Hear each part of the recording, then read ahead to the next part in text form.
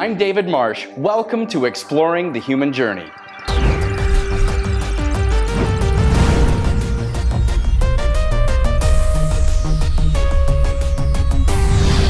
Exploring the Human Journey.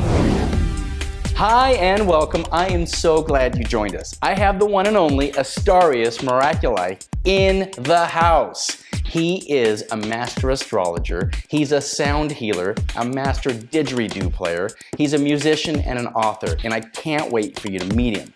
Recently I spent some time with Astarius, and I'd like you to watch this video.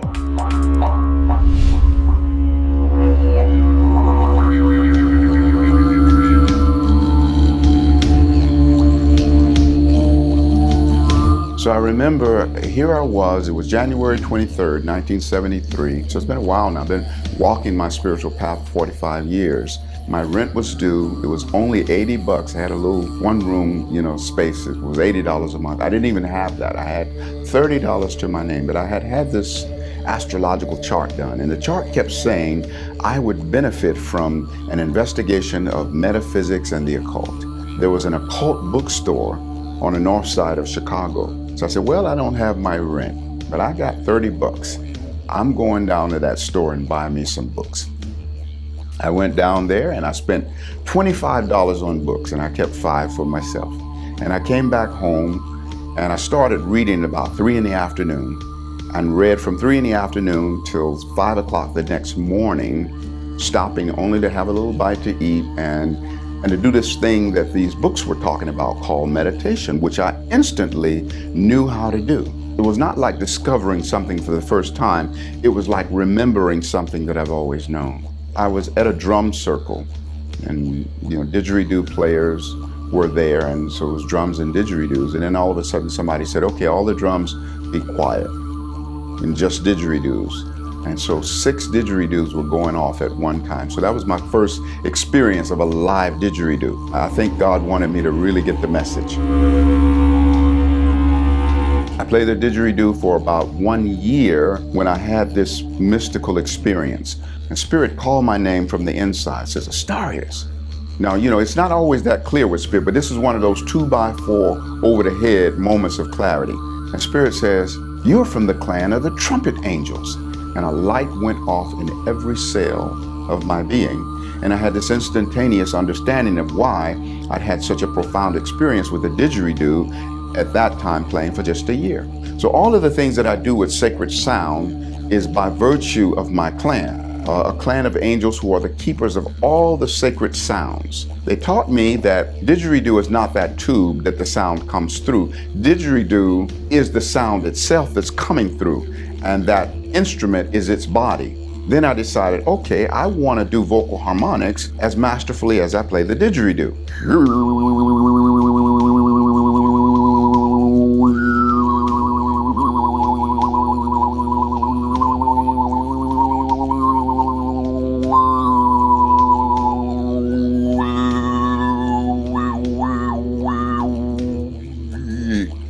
That's producing simultaneous highs and lows with one voice. The highs represent heaven and the lows represent earth, so it's then creating a marriage of heaven and earth in the cells of the body. Sound is so powerful in that it has a foot in the realm of spirit. You can't grab a handful of it and say, I got a handful of this sound. And it also has a foot in the physical realm because you can hear it with a physical ear. It's carrier waves of consciousness that trigger a remembering of that which we've forgotten about, the absoluteness of our selfhood.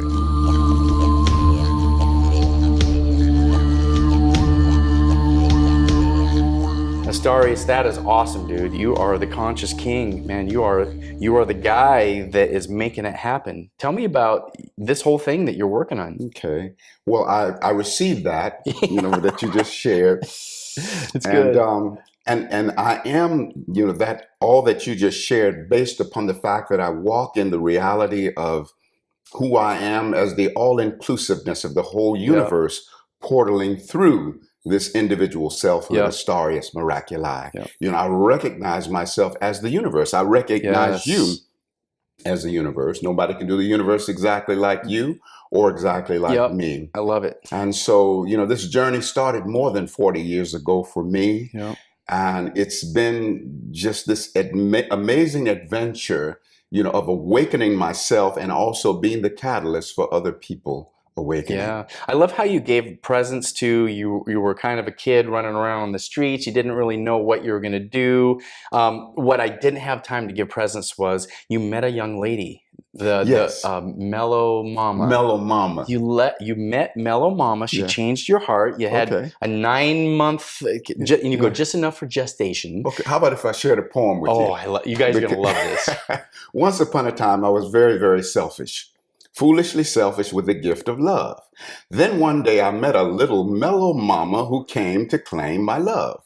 She gave me all the love for which most people yearn, and I tried not to give love in return. Oh. Then one day it seemed that she was going away.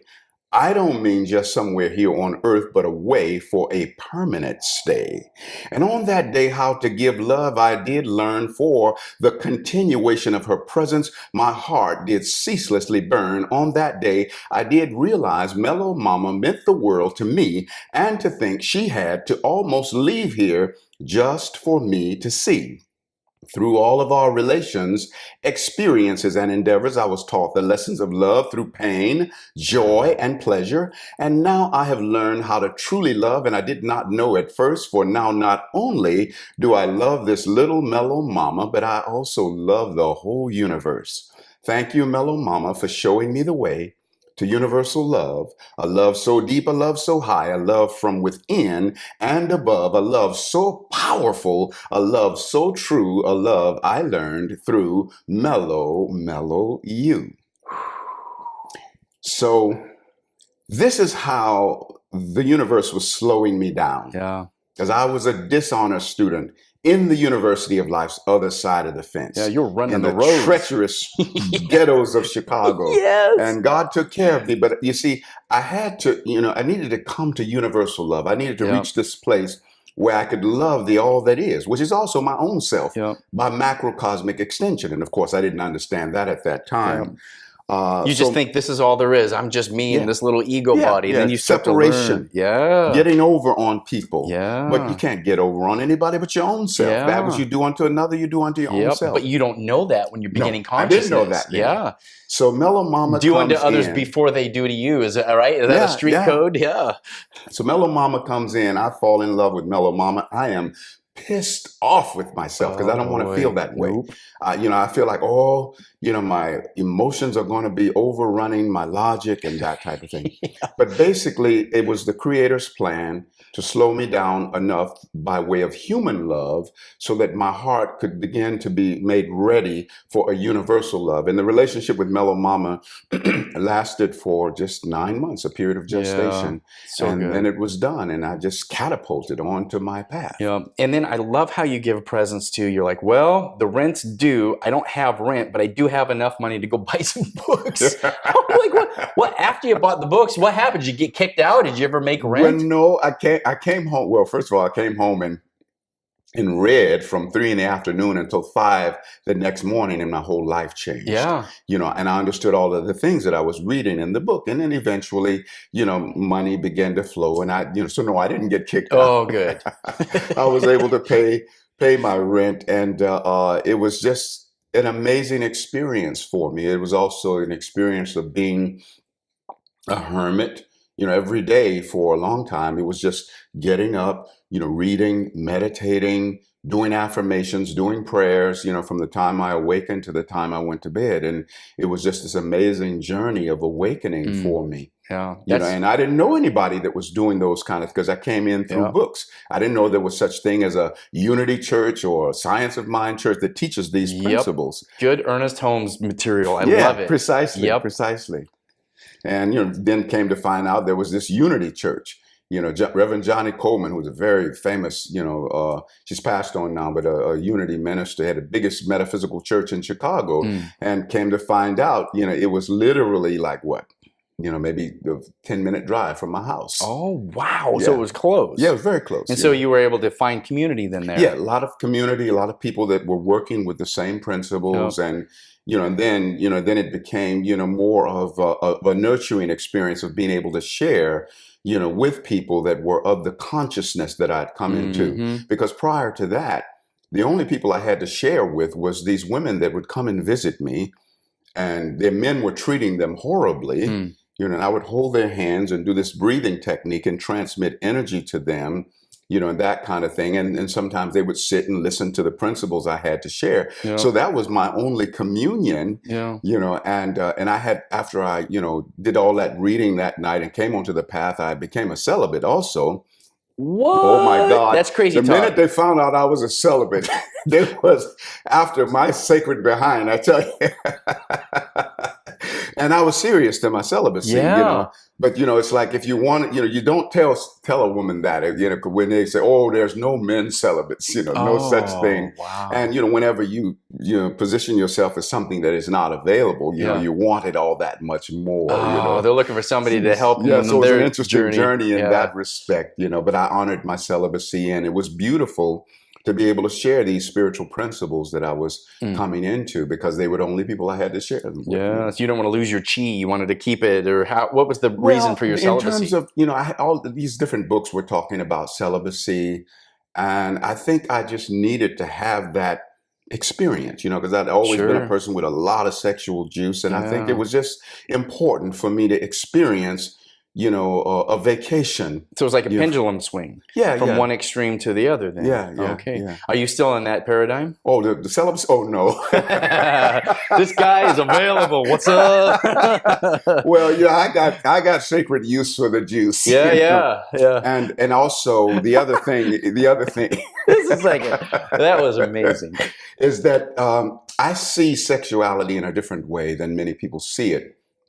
The same energy that makes babies and brings erotic pleasure is the same energy that gives vitality to the body, heals the body, and creates everything. So it's really better to have the hots than not, because that means then you have access to creation force. I love, you guys go on YouTube right now, pause this, go on YouTube, go on Astarius Miraculii's YouTube channel, watch the Sacred Sexuality video. Blew my mind. Amazing. Thank you for that. Oh, you're so welcome. And continue. Yeah.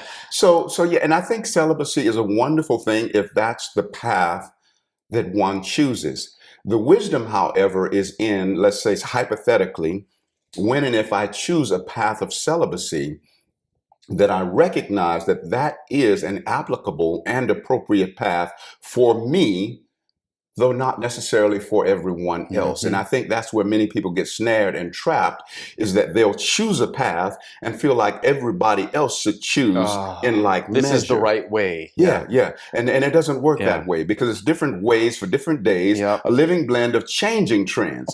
Once upon a time, you're in the yester reality, I was into celibacy, and now, I dance with sacred sexuality. And with regards to sacred sexuality, the lesson is, first and foremost, how are you in relationship with the force of sexuality in your own body, independent of what you're doing with it with other people.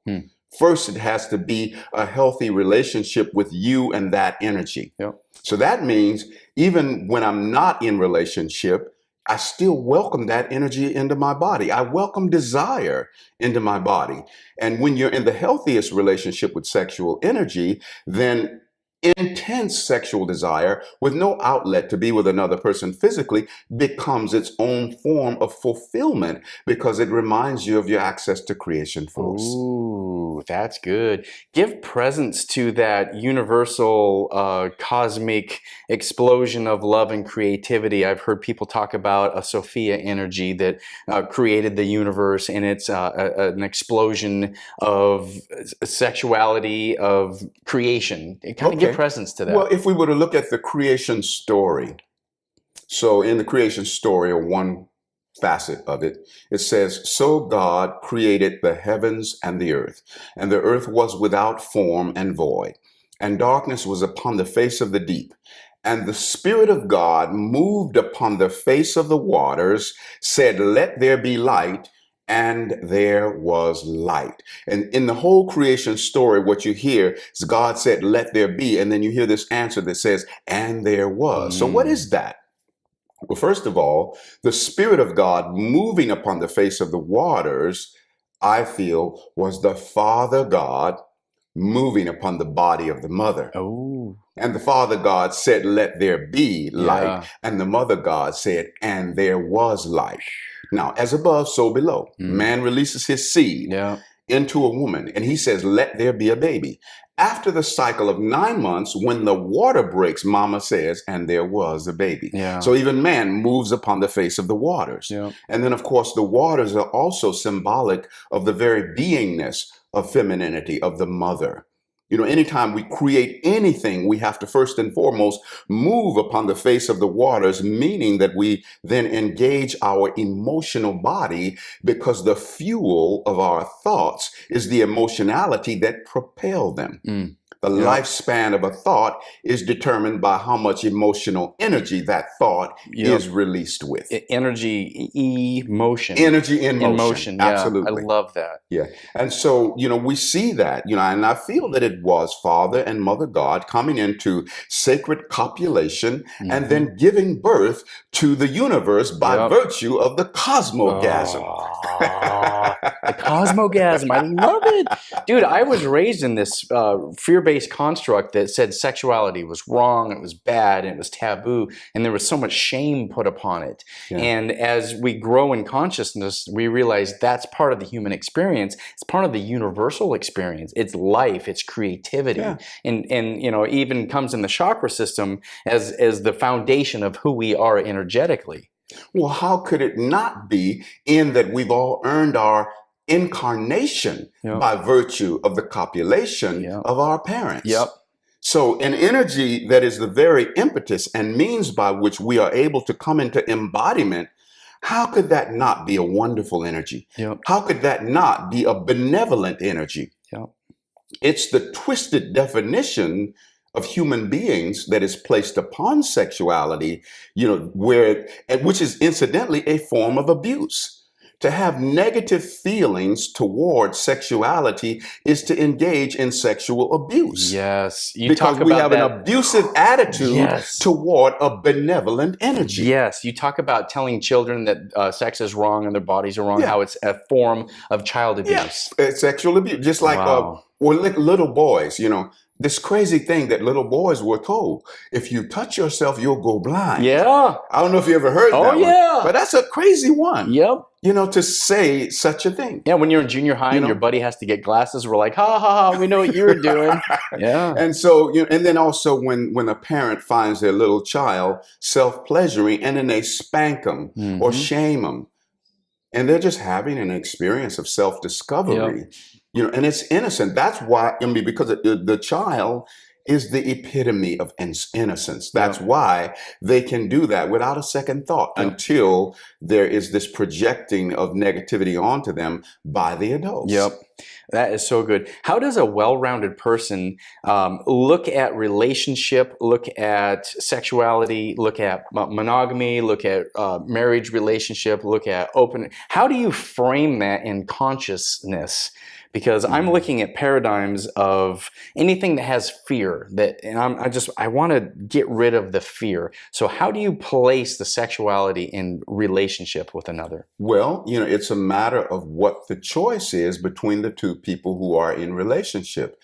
If their choice is monogamy, you know, then that's the integrity of that relationship, and it's appropriate that the two people honor that monogamy. But at the same time, wisdom for both of them would be in understanding that that is not exclusive to every other being. You know, that another being may choose polygamy, and being able to see that that polygamous choice is appropriate for them. So wisdom is being able to see the goodness that exists within all the choices. Because if you choose what you choose from a place of integrity, you know, so for example, if a person chooses, you know, an open relationship, or they choose polygamy, and it's done in a very open way, you know, not, you know, slipping in the darkness and pretending that you're monogamous, but very open and by agreement, and with a sense of honor. And also, if a person's going to be in an open relationship, then it's important that they be solid enough that they're not getting snared in jealousy and that kind of thing. So it's not enough to be willing to be open to your partner connecting to someone else. Are you able to still maintain your center while that's taking place? That then becomes the integrity of that connection. In the monogamy, it's important, that a person is giving from fullness of heart. If you're in monogamy, then it needs to be 100% commitment. And if you're like in monogamy, but feeling so many attractions that are gnawing at you outside of the relationship, then you got something to examine there. So there's so many different variables, and everything has the capacity to be sacred if there is an expression of integrity, and also as long as it's not something that is harming another individual. Oh, that's so good.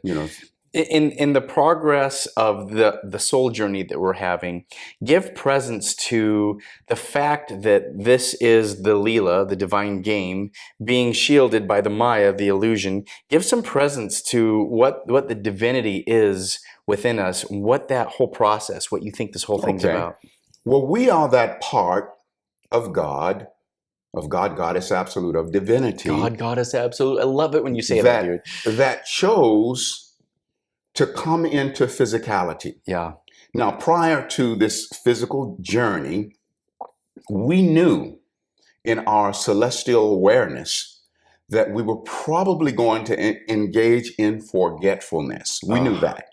We knew that as we came into the density of flesh, that the likelihood was very strong that we were going to forget who we are and the absoluteness of our being. So it is said by the psychologists that the average person is using 5 or 10% of the mind and brain capacity. Well, that other 90 to 95% is God mind. And you access that through your alignment with the divinity of your being. So in our infinite wisdom, we left this greater expanse of who we are, standing in the circle of eternity, remembering for us what we were probably going to forget when we entered into the experience of physicality and sometimes the nightmare of the earth dream. So we got this greater resonance of who we are, the angels, God, Goddess Absolute, that doesn't join us in the physicality and the forgetfulness of it. But when we wake up and remember, then that greater expanse that we are joins us in the expansion. And so the expansion of the universe is quickened by virtue of our spiritually awakening. See, and when we awaken, like let's say when we're knocked down in our forgetfulness and it hurts really badly. And then we get up stronger than we were before we went down, and we get up stronger not in spite of being knocked down. We get up stronger because of being knocked down. So you're taking your pain, you're transmuting it into your power. It's the alchemy. Where we transform pain into bliss. We transform poison into potion. We transform base metals into gold, darkness into light. That's the sacred alchemy. And each one of us in our physical experience are the alchemists, the magician. When we look at the journey of the tarot, for example, so these key 0 in the tarot is the fool, which represents us who takes the journey. And we look at that card. What does the fool do? We see him stepping off of the precipice. So what the fool is doing is stepping down into manifestation, into physicality. So the first step then is what? Key 1, the magician. Now, when you want to crack the code of the tarot, there's out of those 22 major arcana, those cards, we look at 4. We look at the fool who takes the journey. We look at the magician, who's the first step in the journey. The midpoint of the journey is justice, Justice, but real justice is Justis. See, not just ice, but just is. Okay, and then the final key in the journey is the world. So in cracking the code of the tarot, in those 4 cards, and we turn them into a sentence, what we get is the fool, magician, just is the world. Oh my God. How do you blow my brains like that? It's amazing. Dude. And that was a revelation that God shared with me, because I read the tarot, but then it was given the blessing to know that prior to the tarot being a tool for divination, it was a tool that represented the human journey from the celestial heights down through physicality and then back into the celestial heights, because the 21st key is the world, which in some decks is called the universe.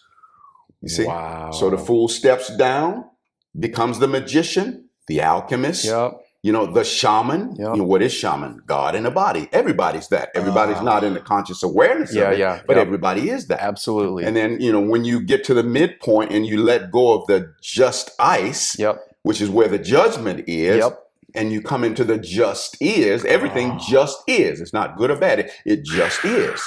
Let that juice marinate. Wow. So I was given that narrative in a fear-based construct that tarot cards were of the devil. And so I was always shunning it and afraid of it. But now I'm realizing it's a tool for consciousness. It's a tool for revelation. And how much sillier does it feel to be stuck in a tiny box when the universe is accessible to us? What's denominationalism? What is it to be fanatically denominational? The numb in nation all. To be numb in a nation of allness. To be zoned, And it's like, or, you know, when you're locked in your tradition, you know, when you're locked in traditionalism, trade, I, shun, all. You see? What? You see? And because it's not a nation of numbness, it's a spiritual nation, or a spirit, you all nation. Wow, you're a wordsmith, just like man. Jesus. What is Jesus? He's us. Oh! That's like your superpower, wordsmithing. Yeah, precisely. You know? And so, you're so good. So you do sound healing in addition. So now vibration and frequency. When you're looking at a religious text that said, in the beginning God spoke and said, let there be. He's speaking, creating vibration. Or in the beginning was the Word, the Word was God, and the Word was with God, and that word frequency is sound. And the beautiful thing about sound is it has a foot in both dimensions simultaneously. It has a foot in the spiritual dimension, a foot in the physical dimension. I love that, because you can't grab sound. No, you can't grab a handful of sound. What? You say, I got a handful of this sound. Yeah. So it's always of spirit, and yet it is of the physical. You can hear it, you know, with the physical ear. So it's physical in that you can hear it, but you can't touch it. So it's a liaison. It is our sacred escort back into the realms of our absoluteness. You know, sound is the primordial first cause. You know, just like when I bring forth sounds with vocal harmonics, when I go,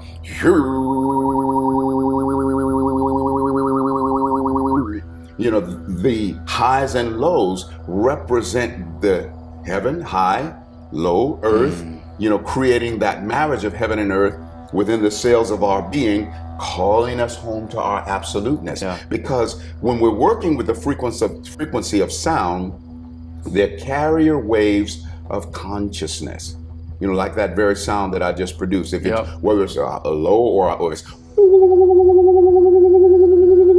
so that's my elder. It's your elder. Because there is a level of consciousness within these sound frequencies that represents things that we've forgotten about who we are. Oh, man. And they become our sacred wake-up call. To bring us back home. How do you incorporate your sound healing with the didgeridoo and then your voice? What is the reasoning or the purpose behind the different vibrations with the didgeridoo and the voice? Well, with the didgeridoo, you know, when the didgeridoo is played appropriately, it's played with circular breathing, meaning that there's no gaps in the sound. With most wind instrument players, when they take a breath, the sound stops. You hear that little pause in the sound when they take a breath. With the didgeridoo, I take a breath and there's still a stream of air being blown out through the squeezing of the cheeks. So that's storing of air within the cheeks that's squeezed out like bellows, and so the sound is continuous. So there's technique there, And the uninterrupted sound is a reflection of the endless nature of eternity. Oh, dude, it's a spiral of circles. So it's waking up that eternal connection and calling you home to your absoluteness. And the keepers of the didgeridoo, as well as all of the sacred sounds, is the clan of the trumpet angels. That's my clan. That's who's taught me That's your peeps. what to do, what I do with the frequencies of sound.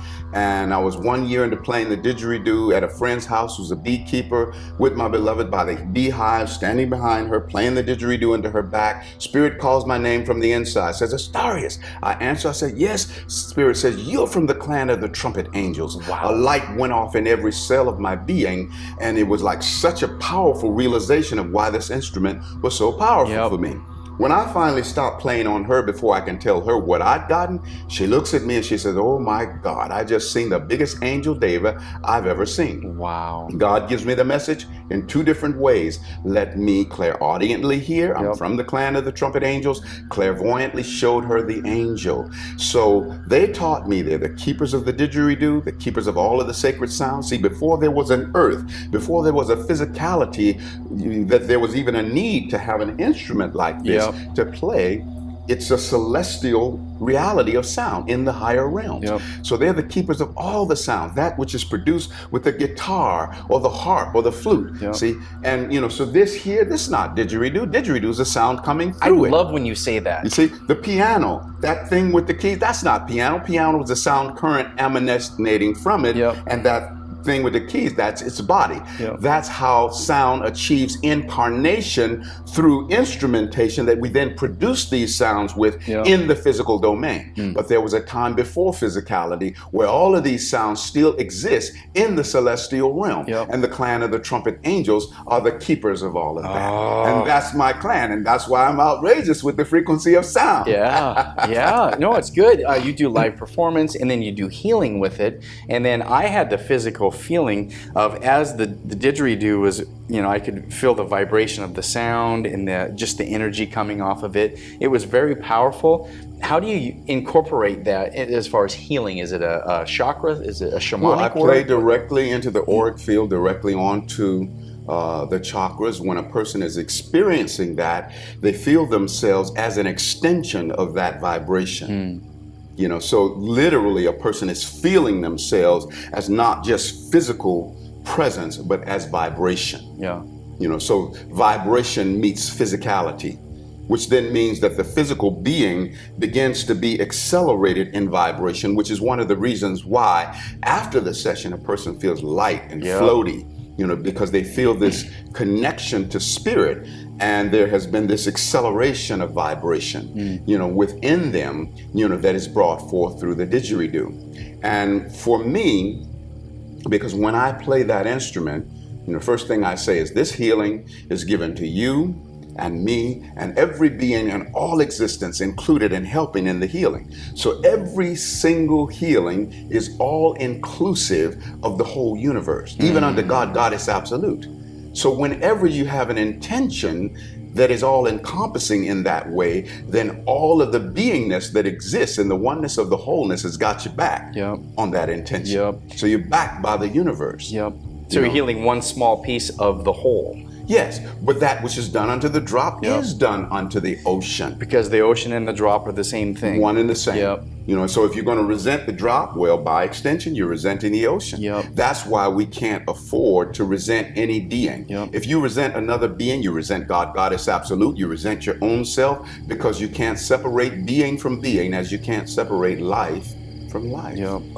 Everything is one. It's the oneness of the wholeness. Like we are a oneness of wholeness of being. For example, there are multitudinous cells within your being, one for every being in the whole of existence.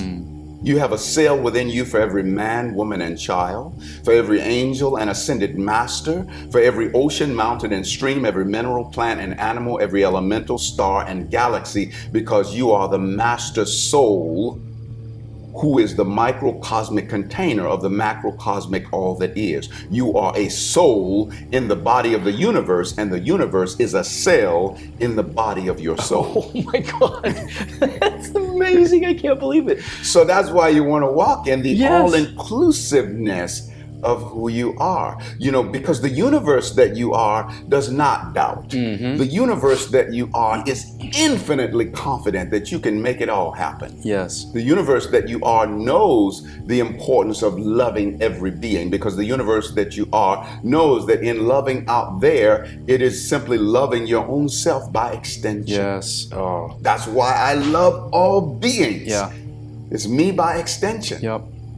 Yep. Better to be in community and in cooperation than in competition. Absolutely. Yeah. That's why, when people like are performances, and one person goes up and does a spectacular performance, and the next being getting ready to go up, they say, oh my God, that's a hard act to follow. Yeah. That's separation. Yeah. But what a wonderful act to join. Yeah. See, don't see it as a hard act to follow, yes. but a wonderful act to join. So they did this amazing performance, laid the foundation. Now you're going to build upon that foundation. Yeah. You see, so oneness of wholeness. See, oneness of wholeness of being. See, oneness of wholeness of interviews. Yes. This interview is meant to reach out and empower every other interview that is, was, or ever will be, and in turn be empowered by every interview that is, was, or ever will be. This is the oneness of the wholeness of the interview. Boom. Wow. We have the oneness of the wholeness of the love, the oneness of the wholeness of the brothers, of the sisters, the goddesses, the gods. Yeah. Oh. Ad infinitum. So good. So good. All right, dude, you've got this book here. In this book, it's an amazing book. It's called Miraculii, Song of Ascension. And you've got some text that has like information, like you've given anecdotes, and then you've got some lyrical content, things that are like three basic chapters: Ascension wisdom, Ascension love, and Ascension power. Yes. And the wisdom, goes into the basic principles of ascension. See, because we all are ascended beings. Like people say, oh, I would love to achieve my ascension. Well, see, the reality is there's no such thing as an unascended being, though there's a great deal of unascended awareness. Yep. So we walk around being ascended reality of being without being aware that we are. Because if one being or any facet of being is ascended, they are that in honor of and in connection with every other being. Yep. Just like you co-walked on water with the Master Christ. You co-parted the Red Sea with Moses. You co-received enlightenment under the Bodhi tree with the Buddha. Every accomplishment in life is your accomplishment by extension. That's the oneness of the wholeness of accomplishments. Yeah, that's great. Now, one thing about astrology that I've learned, again, having given a narrative of something negative, as you begin to embrace and understand consciousness, you realize that astrology gives you kind of a map, kind of a understanding of the circumstances you're probabilities of circumstances, probabilities of character. Yep. And I guess the first thing that was most important to me was that I chose to come here. I chose when I would be born. I chose the time and the birthplace, which are very important. So for the explorers that watch this that don't really know much about astrology, give some setting about the usefulness of that practice. Well, astrology, is, a means by which we study and see the map of the cause and effect of a person's life. Oh. We stand on the threshold of this lifetime and we choose our parents. We choose the moment of our birth based upon the alignment of the stars that then show a map in the heaven that represents the probable unfoldings of our life. Yeah. You see, but probabilities can always be transcended because the astrology is a reflection of the cause and effect of our life, where the grace and mercy of God is a law above and beyond the cause and effect. You see, so every negative implication in astrology is a candidate for cancellation, before continuation. Oh, wow. So it's not necessarily written in stone, but it's the you probability. can always change it. You can always change it. Yeah. And then some things are changed sooner than others. Some things are changed slowly but surely, and others fastly before lastly. It just depends upon the individual and how fast they want to grow and accelerate. And sometimes we go through a period where we're still being served by our pain and difficulty.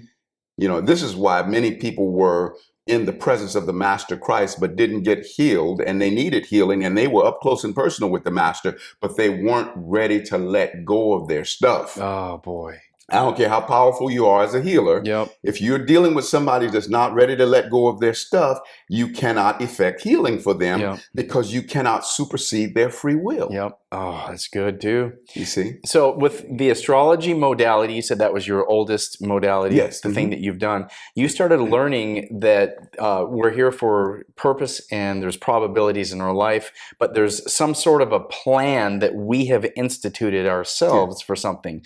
And after I learned about astrology, I then love my birthday now. I was born in December of 1969. So whatever year it is, I always know, oh, if it's 2018, I'm 48 years old. And so for a simple caveman that doesn't like math, I mean, that alone, I'm like, that's definitely something I would have done.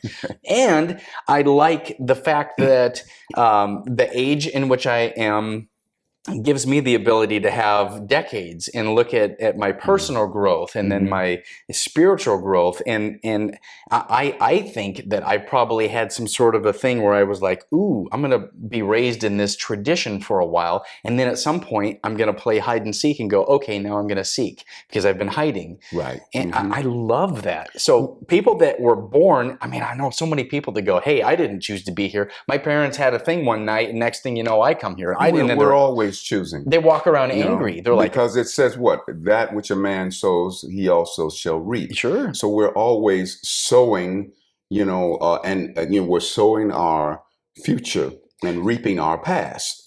But to the person that says, I didn't choose to come here, what do you say to them? Well, they're not wanting to take responsibility. And the unfortunate thing about one who says they didn't choose to come here or they didn't choose to experience these difficult things that happened to them, that they're standing in the mantle of the victim. Yeah. So if they feel that things outside of themselves can choose the course of their life, they have to creek without a paddle because they feel like things outside of themselves can choose what their flow is going to be. Yep. So but God said we have free will, so we're choosing. So when you look at the astrology, for example, the sun is going to tell us about a person's godhood. Ooh. So how is God expressing within your being? That's what the sun tells us. Sun sign. Okay. The sun sign. So when people say, what's your sign? That's the sun sign. Right, sun sign. So if we want to know, well, what is your lessons around emotionality? We look at the moon. Your lessons around emotionality, your lessons around your home situation. If you're a woman, the moon is going to tell us how you carry your womanhood. Mm-hmm. If you're a man, the moon is going to tell us the type of female energy that you gravitate to.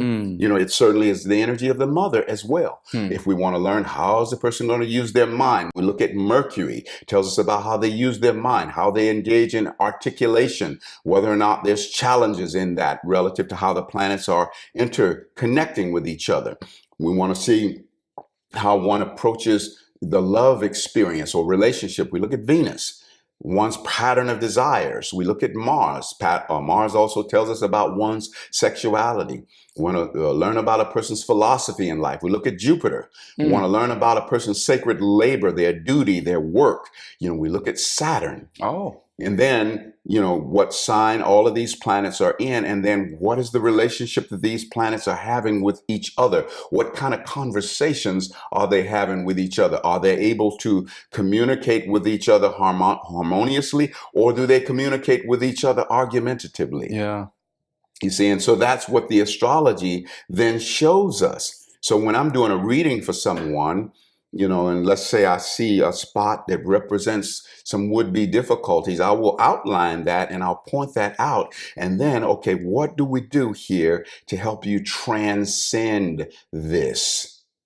Like, for example, when a planet is stressful in some way, like let's say my Saturn is a bit stressful, I might inhale benevolent Saturn, and then I exhale sacred Astarius. Inhale benevolent Saturn, exhale sacred Astarius. And so what I'm doing, even though Saturn is offering stressful energy by potential in my chart, I'm extracting from Saturn the goodness. I'm milking the light out of Saturn. Oh, wow. You see, like milking the blessing out of the shadow. Yeah. See, because you can do that because any planet is simply an extension of one's own self.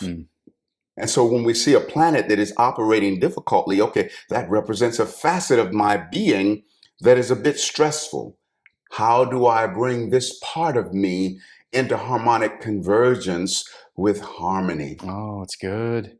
with peace, with benevolence, with that which is going to be servant unto me? Yeah. See, everything is meant to be servant unto us. We are, little expressions of God, and God is absolute. Yes. Microcosmic deities we are.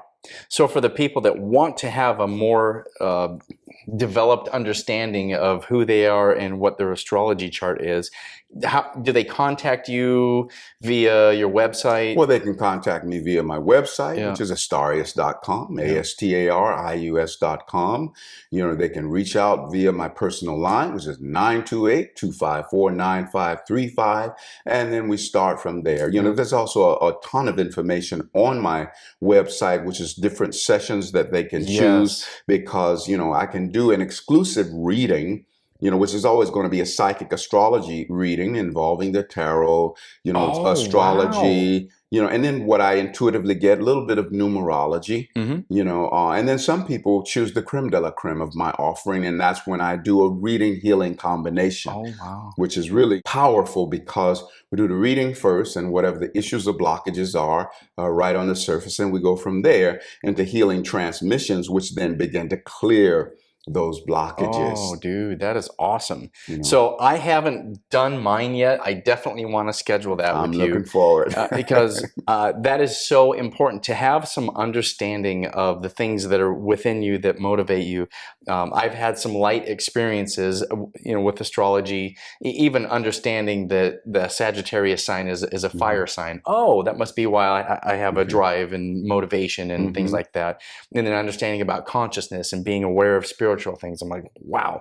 So the light things I've heard from astrology for myself, it was like, yeah, it's so accurate. It's so thorough in the understanding of who we are as a being. Right. And also even, relative to you as a Sagittarius. So over and above there being 12 signs, there's 6 pairs of signs that come together to reveal one another to each other. So the opposite side of your nature is Gemini. You have the sun in Sagittarius, which means you have the earth in Gemini. Wow. So there's Gemini is like a grounding point for you. So for example, the negatives within Sagittarius are canceled out by the positives within Gemini. Okay. So, one of the things about Sagittarius is, this great expansive energy that's into everything. But when you need to come into specialization, you draw upon the energies of Gemini, who knows the compartmentalization. But when Gemini becomes overly scattered, with too many irons in the fire, being jack of all trades, baffled by none, lesson to learn, at least master one, then the Gemini is going to learn how to come into that mastery through drawing on the energies of Sagittarius, who has this mastery of specialization. Wow. So, on and on and on, they go back and forth, in that way. Or another thing I wanted to mention is that when I do a reading for a person, like when we get a chance to do your reading, one of the things that I step into is the interconnectedness with your higher self. So oftentimes the information that I'm sharing with you, I'm sharing it with you from the perspective of your higher self. Yeah. That I channel you. That dimension of you that knows that you can infinitely accomplish any and everything that you want to accomplish. And I've been blessed to be able to really transmit that frequency to you, where you experientially will begin to feel the dimensions of your higher reality of self. And what that does for me is it keeps me from giving, undue attention to the limitation. So you're not your limitation. That's an anomaly along the course of life. You are the absoluteness of your being. So I don't give presence to your limitation. I give presence to the absoluteness that you are, that when you're standing in that reality, you automatically transcend any limitations. That is awesome. Because see, the all-inclusiveness of your being the expansiveness of who you are is co-eternal with God. Yep. Your fears, your worries, your doubts, all those things are of time and space where everything has an expiration date. Yes. Yes. You see? And any negativity, whether it originates in another person or in you, it's not yours. Mhm. And so my motto is, if it ain't divine, it ain't mine. That's awesome. That's awesome. So it doesn't matter where, because some people say, well, is this my negativity or is this your? Well, if it's negativity, it's not yours. If it ain't divine, it ain't mine. It ain't mine. Yeah. So if someone's in a different city, a different country, and they can reach out, can you still do work with them? Oh, yeah, absolutely. Yeah. I work with people from all over the world and different places in the country. Do you do by Skype sessions? Yeah, Skype sessions. So we have a good. visual connection, and I Yeah. love that. I love working with people in that way, and also even in transmitting healing energies. When we authentically work with healing energies, then it transmits as rapidly as the speed of thought. Mm-hmm. So they could be 3,000 miles away, Yep. and a transmission happens, and it instantly registers, within them. Time and space are unnecessary. Yeah. But the key is, when I do this work, I must be in the all-inclusiveness of who I am as the universe wielding the forces through the individual being, Astarius Miraculii. Yep.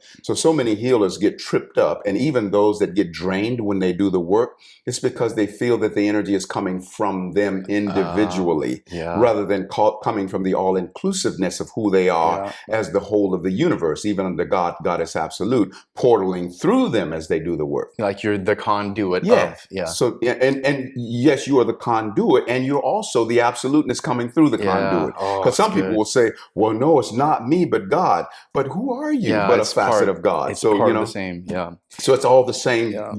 We just want to honor that we have this little individualized self, and your body and your soul is the meeting place for the universe that you are. It's the means by which the universe can have a meeting with itself in just exactly the way that it can only do through you. Oh, so good. You make me want to just be awesome. Because you are awesome. I love it. I love it. You are that. So crystals are really important. I loved your home space. I loved your Ascension temple, as you had called it. Yeah, the 12th incarnation that was. I love that. It's not my house. It's my incarnation of my 12th Ascension temple. Oh, I love that. And when we did your feature video, Sweet Lady Gail laid down on the Reiki table that you had there, and you pointed out underneath you have stones, because stones are really important to your work, and it's part of the energy work you do. And then you also shared with us the things you have here. So give presence to the energy that you do. Well, crystals, are an access code to our divine sonship. Crystal, Christ, all. Christ, all. You see, and when we use the terminology Christ, we're not coming from the denominationalism of Christianity. We're talking about mystic Christianity, which is Christ, I amity. Yeah. You see. So you're awesome. The crystal, is the way it's a step down transformer. It is also one of those vibrations, that the crystal here, like, for example, this is a crystal. And then, we have leather and suede. The leather and suede are brother and sister in the flesh kingdom, you see, and it symbolizes the physical body. Yep. The crystal symbolizes the essence of spirit, you see. And so, for example, if you lay down on your back and you put a quartz crystal on your first eye, what you'd feel in that crystal is you would feel your pulse in your heart. Oh, wow. It would begin to pulse, and you could feel literally your heartbeat and your pulse in the crystal. So, there is a certain part of our physiology that is crystalline.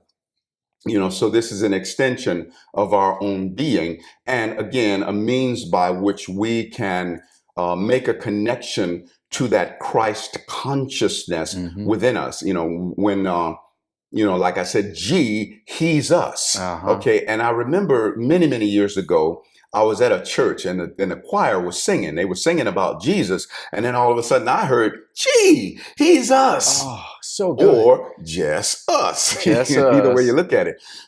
And so we recognize that this Christ principle is simply the individualization of Godhood expressed within our physicality, within our soul, that enables us to begin to in soul, the resonance of our own godhood. Yeah. We all are the only begotten Son, or the onely begotten Son, begotten in the resonance of oneness. Yep. See, that's what it is to be the only begotten of God, to be begotten in a state of oneness. The oneness of the wholeness. Yep. Because we are the universe. Yeah. So when you're doing your energy work, do you have a Reiki practice that is energetically moving for people? How does that I work? incorporate my Reiki into, what I do. When I, for example, even when I'm playing the didgeridoo, the Reiki frequency is always coming through me as a Reiki master teacher. Sometimes I might literally hold symbols in consciousness while I'm playing the didgeridoo. And when I do Reiki, where I'm specifically laying hands on the body, then I bring in a tone like, so the sound then is coming out of my hands as well as out of my mouth. Yeah. You see, and so there's a transmission of the frequency of Reiki, and Reiki means universal life energy, meaning that there's no spot where that energy is not. Yeah. So the root essence of Reiki is simply every time is now, every space is here, everyone is me. Oh, that's so good. So so Reiki is a resonance that connects us with the omnipresence. You see, and so there's three basic qualities of godhood, of our creator: omnipresence, evenly present everywhere; omniscient, all-knowing; and omnipotent, all-powerful. Yes. And because we are God by microcosmic extension, then so it is that we have the capacity for omnipotence, all-powerfulness; omniscience, all-knowingness; and omnipresence, evenly present everywhere, because your presence is the meeting place for the omnipresence that you really are. So with these crystal devices, these energy wands, how do you say it? Well, Ascension wands. Ascension the wands. main frequency is Ascension and the principle of love. I use the principle of electronics. So in electronics, this, which is copper and galvanized steel, that would be what is called the main coil in electronics. Underneath the dressings is a network of wire wraps connecting the crystal tube, the copper tube rather, and the number of turns of wire is an indication of how many times the power of this is amplified. In electronics, that would be called the secondary coil. Okay. You see, so I use, spirit and science in making these. Yeah. And then, I'll just take this one. You can keep holding that one. I also have it where... Ooh, a secret chamber. Yeah, you can go in there. But now if you pull it out, hold it up. So I have Wisdom would say. rose buzz and lavender buzz and bird seed, the food of flight. Bird seed, the food of flight. Yes. And you can smell. Oh, it's beautiful. Yeah, smell that. So when a person gets a wand from me, what they do to complete the ritual and also to be a co-creator of the wand is they will take 6 $1 bills and they will anoint it with their favorite oil and then infuse it with their life intentions, roll them up, put them in the tube. Brilliant. You see, and that really personalizes. So, yeah. That they and put why that, the $6? What's the 6? The number 6 is a number of balance. What is balance? BALANCE, be all and see. Oh, God. You're the best. How do you do that? Be all and this is see. revelation through transformation of pronunciation. Oh, and I have one day I'm going to finish the dictionary. I call it a dictionary of word revelation. So it's revelation through transformation of pronunciation. Whoa. And there's so many words that just offer, so it's much the miraculary insight. Like traditional, trade, I, shun, all. Yeah. And just on and on and on. Or familiar.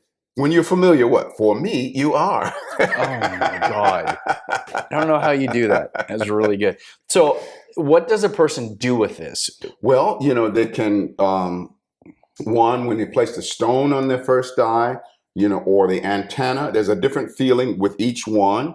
Also you can put it on the crown chakra. And then also, just moving it through the energy field. When you move it through the energy field, it's like wielding the spirit. And so you're clearing out your auric field, and all of the sacred intentionality that's been woven into the wand then becomes ignited and activated within your energy field in that way.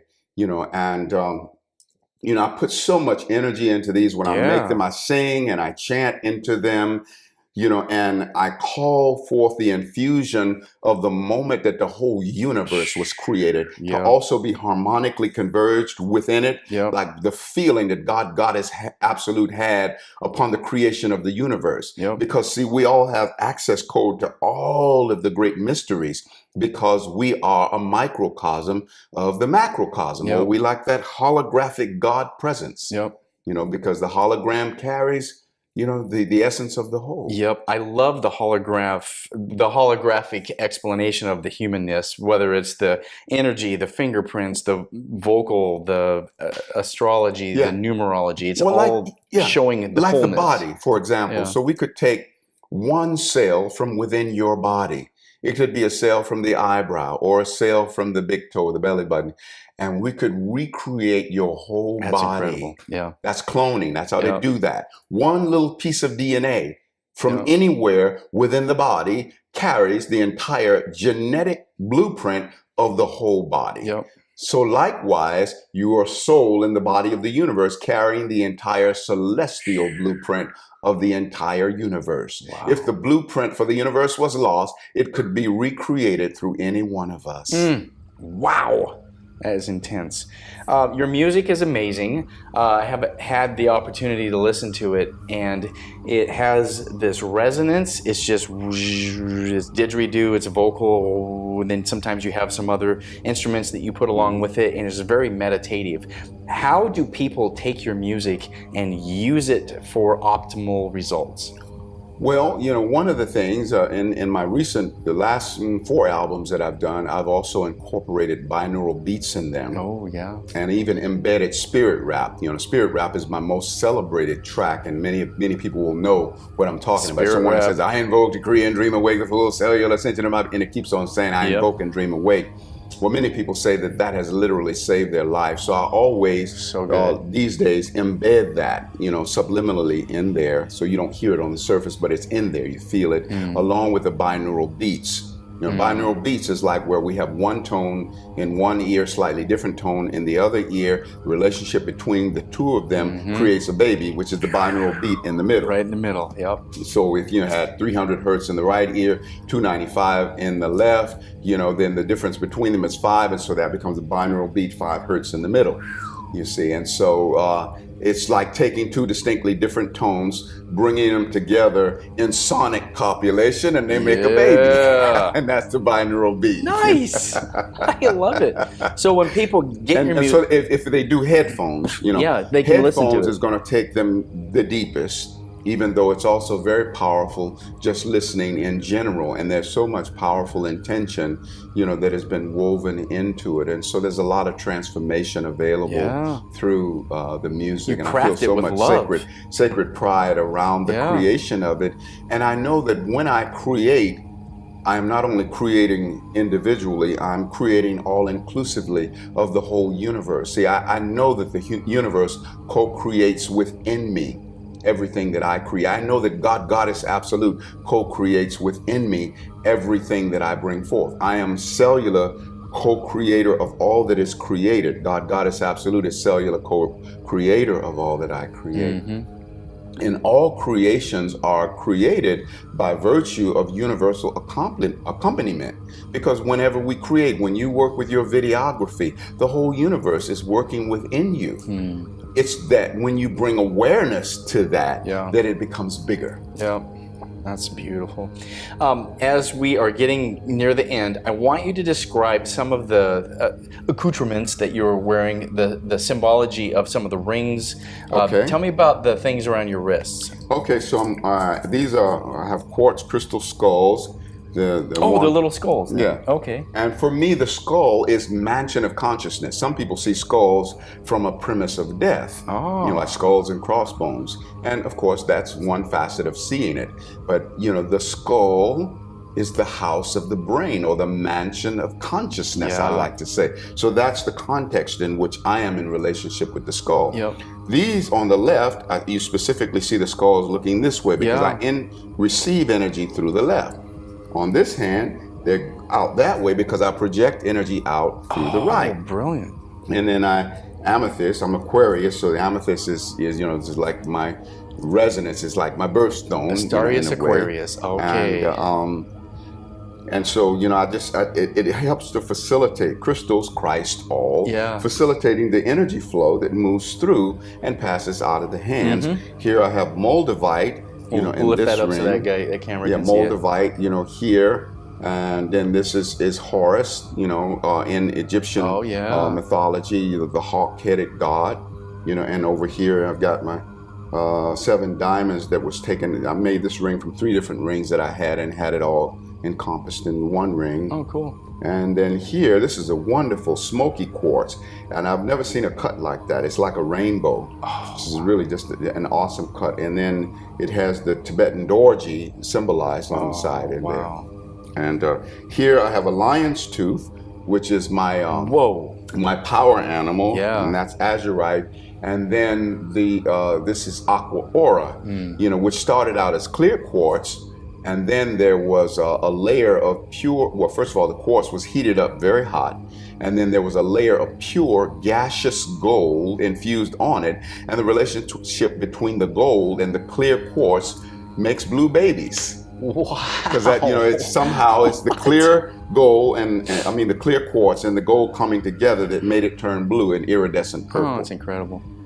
That's beautiful. So gold and quartz make blue babies. Yeah, there you go. Now you know where they come from. I love it. All right, Astarius.com, the website. Astarius.com.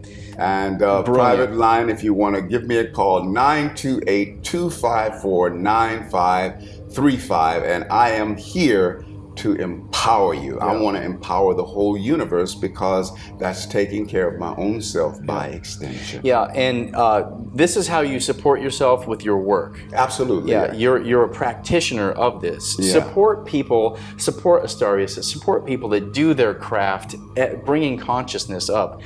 Buying music, buying books, buying some of their artwork, doing things that help bring consciousness forward. Support that. If you have never had your astrological chart done, contact this guy. He knows so much. Astarius is a master at astrology. Thank you. I receive it. Oh, so good. So as we round third and heading towards home, I like to give people kind of a thing that they can take away. What is that one thing you want people to know? And they're sitting here thinking, well, how can I be better because of this episode? Okay. What is that thing that you want to make sure people? The one thing I want everyone to know is that you are your own version of the whole universe. The expansion of the universe is at the mercy of you really being you. For everyone to know that you absolutely make a difference in life, and to absolutely be committed to use all of the energy that moves through you in a good way, and to absolutely know that it is always the universe wielding the forces through you. And the universe that you are can't fail. And please be loving on yourself because you're the only one of you that you got. And the only prerequisite you need for loving yourself is that you live, move, and have your being. And that's how God loves you, with an infinite love by virtue of one fact, and that is that you are. So let your affirmation be, I am, therefore I love me. It's not I do, achieve, and create, therefore I love me, but I am, therefore I love me. And lastly, know that you are unfolding down the corridors of forever, so don't let time bully you. You may not get it all done in one lifetime. You may not get it all done in 10 lifetimes, but measure 1 or 10 alongside eternity comes up the same. And so you're unfolding down the corridors of forever, and in the course of foreverness, you're gonna get it all right. You're gonna get it right. Oh, Astarius Miraculii. Dude, thank you so much. I love you, brother. Thank you so much for inviting me and having me in your sacred space. Oh, so good. Namaste, sir. Namaste. I'm David Marsh, and you've been watching Exploring the Human Journey on YouTube as a video and listening as a podcast. If you would like to help continue the conversation, please consider supporting us by visiting patreon.com, where you can support us on a monthly basis and get extra bonus content. For as little as $1 a month, you can make this show sustainable and help continue spiritual consciousness. You can also help by following us on Facebook and Instagram. For more information about the show, find us online at exploringthehumanjourney.com.